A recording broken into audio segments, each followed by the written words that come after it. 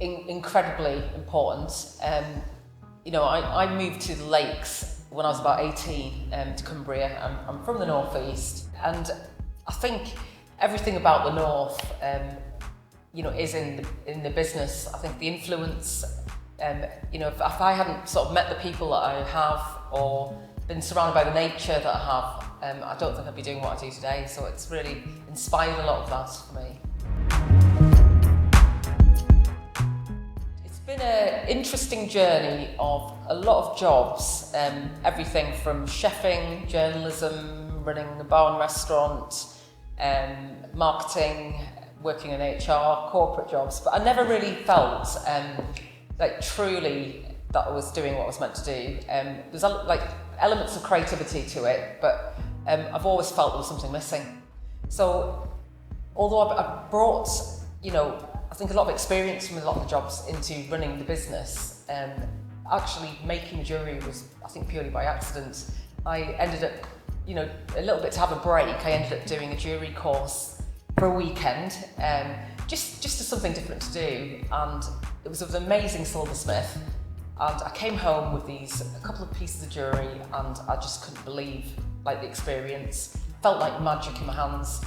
My other half who's quite a hard judge, was really impressed, and he has, worked with a lot of metal, and I just thought, I've just got to learn more. And from then I kind of immersed myself in everything I could to learn the craft. So I was just going to use my name, Nisha, but then my surname Postlethwaite, which is a bit of a mouthful. It's predominantly an internet business. The jewellery's available online, so it's a little bit of a long name to try and type into a search engine. But then the halo came because my name Nisha means night in Sanskrit, and I thought, well, the halo is synonymous with a circle of light, but I think it reflects the sort of the day and night aspect of the jewellery. Not only in the way that I've been in, I've come from dark and light experiences and created a business through that, but also the jewellery itself.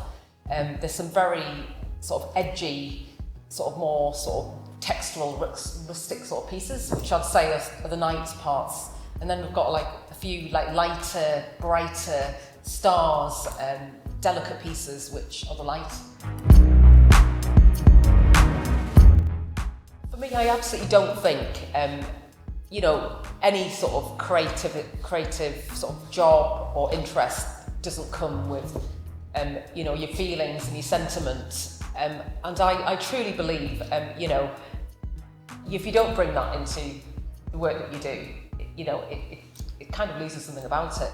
The very fact that you're making sort of pieces of jewellery that will be close to people's hearts, that they'll wear, might have some sort of sentimental value.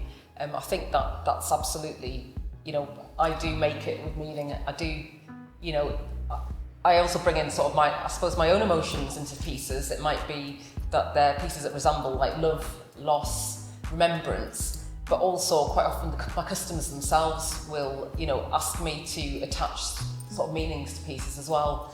And so I feel like it is made sort of genuinely and with sentiment.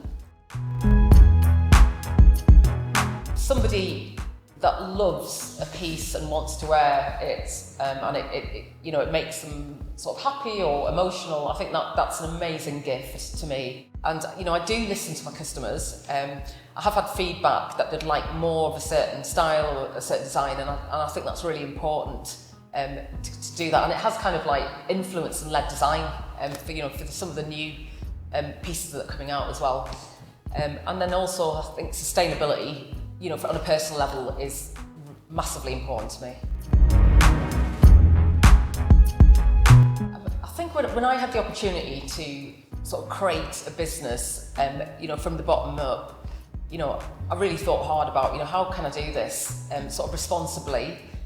We all obviously know, the damage that's been done to our environment and wildlife. It's hurting us all hard. And I think I already personally tried to do what I could. But then as a business, I thought, I think business owners have got a huge responsibility. So do everything that you possibly can. And so I, right from the outset, I thought, I'm only going to work with, companies that have got like a sustainable and ethical approach to materials, whether it was the packaging, the raw metals, and now, 100% of, silver, gold, rose gold, etc. is recycled metal of the highest purity. So it doesn't come, with the associated human costs or mining costs. And I think that's like incredibly important. Then other little things that, in sort of jewellery making, because the process does take time, there's a lot of acids and chemicals you can use to sort of, help you clean the jewellery. And I've, really opted for natural options to take more time, but I don't want to be throwing chemicals down the sink into the environment. So that's really important to me. And I also will keep looking for ways that, I can be more sustainable as a business going forward.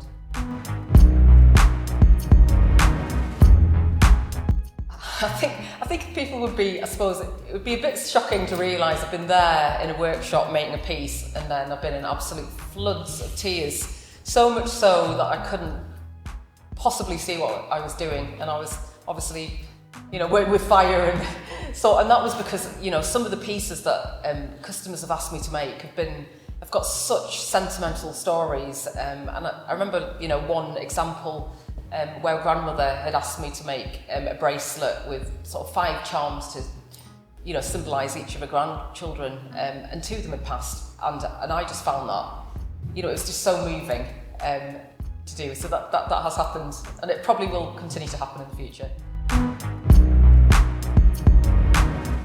So I've got 2 exciting projects coming up. The first is Memorial Ashes Jewellery, which is handmade jewellery taking like small particles of ashes from loved ones incorporated into eco-resin into the jewellery itself. And it's an absolutely beautiful thing to do. And again, it's something that, it means a lot to me, obviously means a lot to my customers, and it's something that, I want to continue to do. And secondly, a line called Aurora, which is ready-to-wear jewellery from other manufacturers that are very, very carefully sourced, but there's a slightly different style to them. They're more intricate, there's a little bit more like light and glamour to them. That line's called Aurora, and the Ashes jewellery is Atom. If you've got something really close to your heart that you really want to try, absolutely go for it.